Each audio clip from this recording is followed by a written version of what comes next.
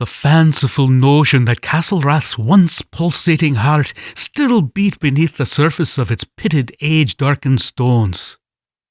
She pressed her hands against a wall, splaying her fingers across the cold and gritty surface of the stones, not at all surprised to note a faint vibration humming somewhere deep inside them. She felt a distant thrumming, real enough to send a chill through her, and even later to imagine bursts of loud masculine laughter and song. The sharp blasts of a trumpeter's fanfare, barking dogs and a series of thin, high-pitched squeals. Excited, feminine squeals. Kira frowned and took her hands off the wall. The sounds stopped at once. Or, she admitted, she recognized them for what they'd been, the rushing of the wind and nothing else. An impenetrable blackness, so deep its dank, earthy-smelling chill lifted the fine hairs on her nape. Something was down there, something more than nerves and imagination. The sudden tightness in her chest and the cold, hard knot forming in her belly assured her of it, as did the increasing dryness of her mouth and the racing of her pulse. The faint, flickering torchlight filling the stairwell. Flickering torchlight? Kira's eyes flew wide, her jaw dropping. She grabbed the edges of the crumbling stairwell's doorway, holding tight, but there could be no mistake. The light was flaring brighter now, shining hotly and illuminating the cold stone walls and the impossibly medieval-looking Highland chieftain staring up at her from the bottom of the stairs. The vaulted hallows of his crowded, well-lit great hall looming behind him.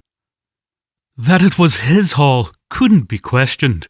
She'd bet her plane ticket back to Newark that a more lairdly man had never walked the earth. Nor a sexier one. A towering, raven-haired giant. He was clad in rough-looking tartan and calfskin, and hung about with gleaming mail and bold Celtic jewellery. Power and sheer male animal magnetism rolled off him, stealing her breath and weakening her knees. "So, lass," he released her at once. "What magic brought you here?" "I already told you I don't know." She stared back at him, her face as flushed as he suspected his must be. "Or rather, I'm not sure. I think I'm trapped in a time slip, though that's never happened before. All I know is that I was on top of your arch and—" "I know that." Aidan frowned, not about to admit he hadn't understood half of what she'd said. Not just the words, but how she'd pronounced them.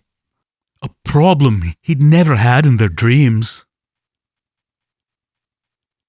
She really did want him.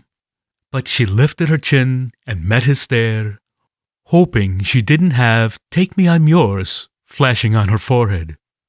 The heated look he'd pinned on her indicated she just might. "So, will you say the words? Tell me true, what do you remember of our dreams?"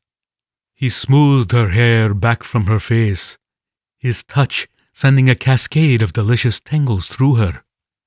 "Well?" He lifted a handful of her hair, letting the strands glide over his fingers. She pulled back a bit, needing to catch her breath. "There are no wells about it, no wondering. You know what I remember, every bit, I'm sure." He gave her a wicked smile. No, it was an all-conquering alpha male hero smile.